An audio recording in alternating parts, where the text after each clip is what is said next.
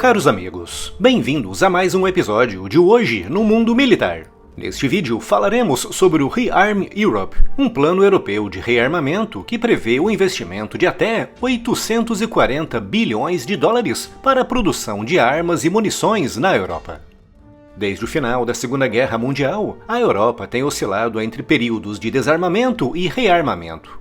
Durante a Guerra Fria, o continente era um campo de batalha indireto entre as superpotências, levando a altos investimentos militares, especialmente sob a estrutura da OTAN, pois os europeus sabiam que se estourasse uma nova guerra mundial, ela seria combatida no seu território. No entanto, com o colapso da União Soviética, muitos países europeus reduziram drasticamente os seus gastos com a defesa, confiando na proteção oferecida pelos Estados Unidos. Essa dependência começou a ser questionada a partir da segunda década do século XXI, com eventos como a anexação da Crimeia pela Rússia em 2014 e as crescentes tensões no Oriente Médio e no Mar do Sul da China. Agora, diante de uma nova configuração global, com os Estados Unidos se afastando de antigos e históricos aliados e se aproximando de países que representam um grave risco de segurança para os europeus, a União Europeia se vê obrigada a reavaliar a sua postura militar, adotando medidas inéditas de fortalecimento das suas capacidades defensivas. E foi nesse contexto que nesta terça, 4 de março, foi apresentado pela Comissão Europeia o plano Rearm Europe, um plano estruturado em 5 eixos fundamentais que visam criar uma infraestrutura de defesa robusta e sustentável, começando pela flexibilização das regras fiscais.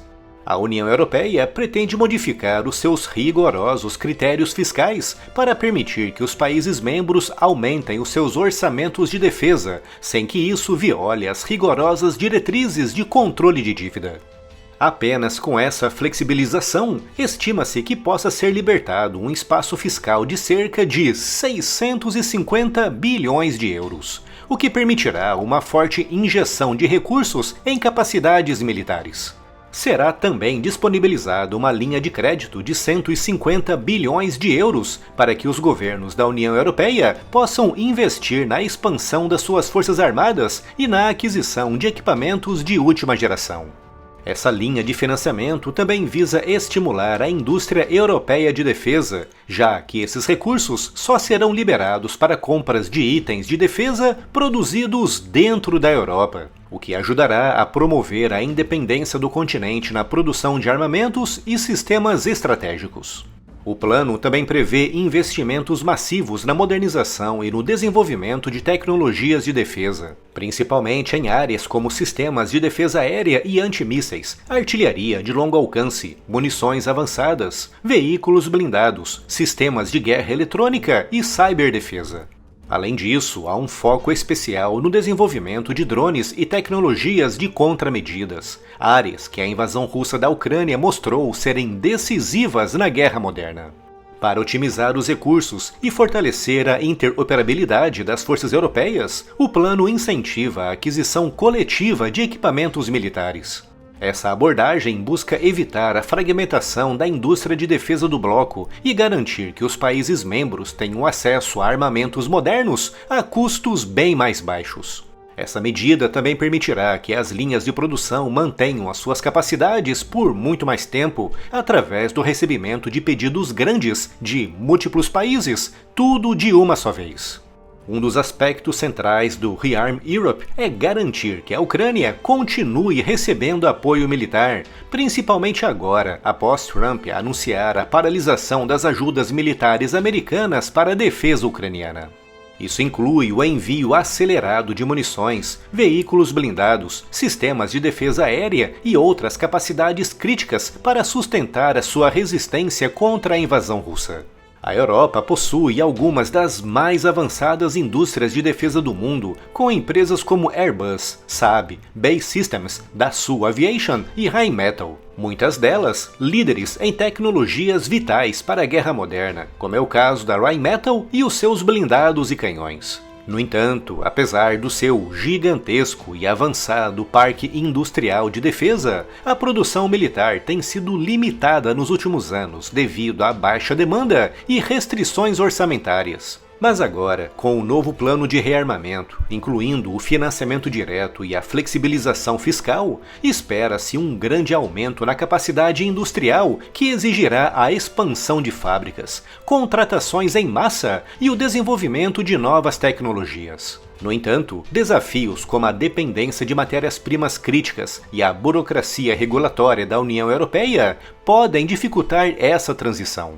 O anúncio desse ambicioso plano de rearmamento marca um ponto crítico nas relações transatlânticas. Desde que o presidente Donald Trump interrompeu o auxílio militar a Kiev, os líderes europeus passaram a debater mais intensamente a necessidade de uma política de defesa independente dos Estados Unidos.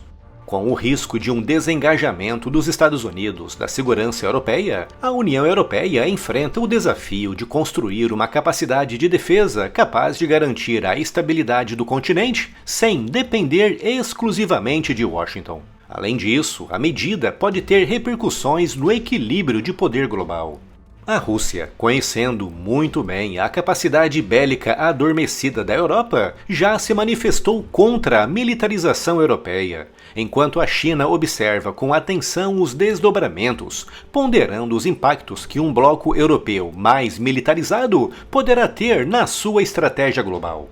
Apesar da magnitude do plano, a sua implementação enfrenta grandes obstáculos, com um dos principais sendo o consenso entre os Estados-membros sobre a alocação dos recursos e a execução das diretrizes do programa. Países como Alemanha e França demonstram visões distintas sobre a velocidade e o escopo das mudanças, o que pode gerar atritos dentro do bloco. Outro ponto crítico é a capacidade da indústria europeia de defesa para absorver esse aumento na demanda, com preocupações sobre gargalos na produção de munições e sistemas de armamento, bem como sobre a necessidade de investimentos adicionais em infraestrutura industrial e tecnológica. Além disso, a realocação de grandes volumes de financiamento para a defesa pode gerar reações adversas entre setores políticos e sociais, que defendem a priorização de investimentos em áreas como saúde e educação. Um dilema político que pode afetar a viabilidade do plano no médio e longo prazo.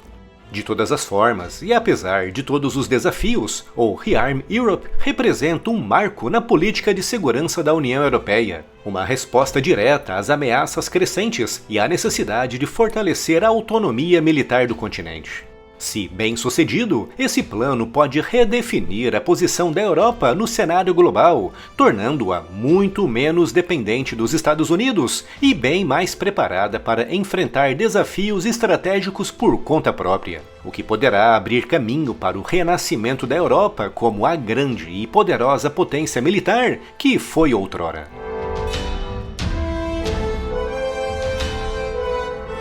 E se ainda não está inscrito no canal, inscreva-se já e acione o sino das notificações para não perder nenhuma novidade. Europe is ready to assume its responsibilities. Rearm Europe could mobilize close to 800 billion euros of defense expenditures for a safe and resilient Europe. We will of course continue working closely with our partners in NATO. This is a moment for Europe, and we are ready to step up.